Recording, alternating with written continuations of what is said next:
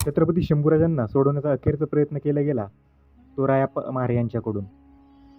शंभूराजांना संगमेश्वरी कैद केल्यानंतर मुकरब खान शंभूराजांना अहमदनगर जिल्ह्यातील बहादूरगडाकडे घेऊन आला. शंभूराजे कैद झाले ही बातमी पसरायला थोडा वेळ गेला. रायगडावर बातमी पोहोचल्यानंतर शोककळा पसरली होती.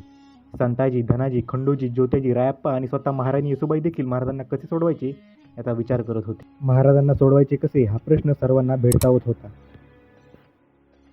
अखेरीस महाराणी येसूबाईंच्या आज्ञेवरून 7 ते 8 हजारांची फौज सज्ज झाली. पण औरंगजेबाच्या 5 लाखांच्या फौजेचा सामना कसा करायचा हा प्रश्न होताच. कारण बहादूरगड होता भुईकोट किल्ला. 5 लाखांच्या फौजेसमोर समोरासमोर लढणे निव्वळ अशक्यच. तसा प्रयत्न जरी झाला असता तरी सगळे मराठे कापले गेले असते. आणि धनाजी भयंकर तापले होते. काहीही करून आम्ही राजांना सोडून माघारी घेऊन येतो असे त्यांचे म्हणणे होते. त्यावेळी महाराणी येसूबाई म्हणाल्या, संताजी आणि धनाजी आपण धीराने घ्या. आमचं कुंकू वाचवायच्या नादात हिंदू स्वराज्याचा कपाळमोक्ष व्हायला नको. इतक्यात रायप्पा महार उठून उभे राहिले. रायप्पा म्हणजे स्वराज्याचे निष्ठावंत मावळे. शंभूराजांचा रायप्पा हा बालपणापासूनच जीवलग मित्र होता. रायप्पांना धुंदका दाटून आला. येसूबाई राणीसाहेबांकडे पाहत ते बोलू लागले, निदान आता तरी आम्हाला अडवू नका. राजांपर्यंत कसं पोहोचायचं ते आम्ही पाहतो. येसूबाईंचा निरोप घेऊन बहादूरगडाच्या दिशेने रायप्पा निघाले. रायप्पांच्या सोबत होते त्यांचे भाऊ देवाप्पा. बहादूरगडापासून जवळपास औरंगजेबाच्या धास्तीने गावच्या गावं गपकार पडली होती. माणसंच तर सोडा पण जनावरं देखील समोर यायला घाबरत होती. परंतु रायप्पा निश्चय करूनच आले होते छत्रपती शंभूराजांना सोडवण्याचा. बहादूरगडाच्या मार्गावर असताना त्यांची भेट एका बिस्त्याच्या पथकाशी पडली. तांबड्याच्या पिशवीतून पाणी घेऊन जायचं, फौजेत स्वार सैन्याला पाजायचं हाच त्यांचा व्यवसाय होता. रायप्पांच्या लक्षात आलं की हीच संधी आहे राजांपर्यंत पोहोचायची. त्यांनी कोणाकडून तरी तांबड्याची जणकी मिळवली. त्या दख्खनी बिस्त पथकात रायप्पा आणि देवाप्पा सामील झाले.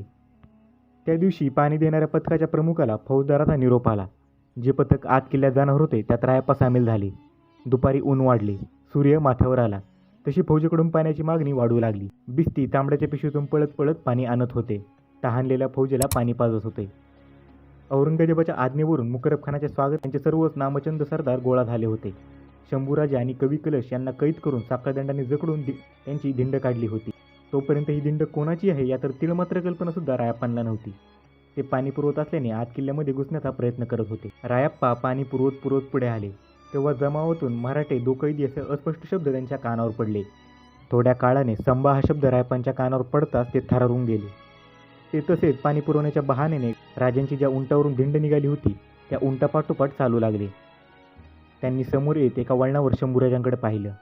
राजांचे ते चमकदार डोळे त्यांच्या दृष्टीस पडले. दोघांची नजरानजर झाली आणि राजे उदासवाने हसले.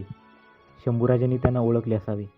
आपल्या राजाचे चाललेले हाल पाहून इमानी रायप्पाचे काळीच तुटत होते.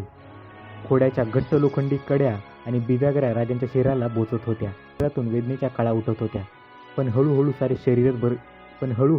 शरीरच बधीर होत गेले. तेव्हा शंभूराजे बहादूरगडाच्या मुख्य वेशीजवळ पोहोचले होते. तेव्हा समोरचा महादरवाजा उघडला गेला आणि राजांसाठी काहीतरी करण्याची हीच नामी संधी आहे हे रायप्पांच्या लक्षात आले. रायप्पांचे रक्त उसळले, कानशिले गरम झाली, धमन्या पेटल्या. काय होतंय ते कळायच्या आधीच त्यांनी एकांडी झडप घातली. बंदोबस्तात असलेल्या एका राजपुताची तीक्ष्ण तलवार हिसकावून घेतली आणि काय होतंय हे कळायच्या आधीच त्याने बाजूच्या 2 अंमलदारांना तलवारीने सपासप कापून काढले. राजे शंभूराजे अशी आरोळी ठोकत ते पुढे आले. आपल्या तलवारीच्या घावांनी राजांच्या अंगातील साखळदंड तोडण्याचा तो वेडा प्रयत्न ते करत होते. इतक्यात संभा का आदमी, गनीम गनीम असा मोगलांनी गलका केला. राजांना सोडवण्याचा प्रयत्न करणाऱ्या रायप्पांच्या दिशेने एकाच वेळी अगणित तलवारी पुढे सरसावल्या. सपासप वार झाले. रायप्पांची पाठ, बलदंड, खांदे सर्वांगावर तलवारीचे वार झाले. रायप्पांच्या शरीराचे अगणित तुकडे झाले. रस्त्यात पडलेल्या रायप्पांच्या शरीराचे तुकडे तुडवत भिंड पुढे चालली होती. काय घडले हे राजांनी उघड्या डोळ्यांनी पाहिले होते. शंभूराजांना सोडवण्याचा खरं तर हा अखेरचा प्रयत्न ठरला. त्यानंतर शंभूराजांना बहादूरगडावरून इंद्रायणी भीमेच्या संगमावर असणाऱ्या वडोतुळापूर येथे आणण्यात आले आणि पुढे आपल्या शंभूराजांचे निधन झाले.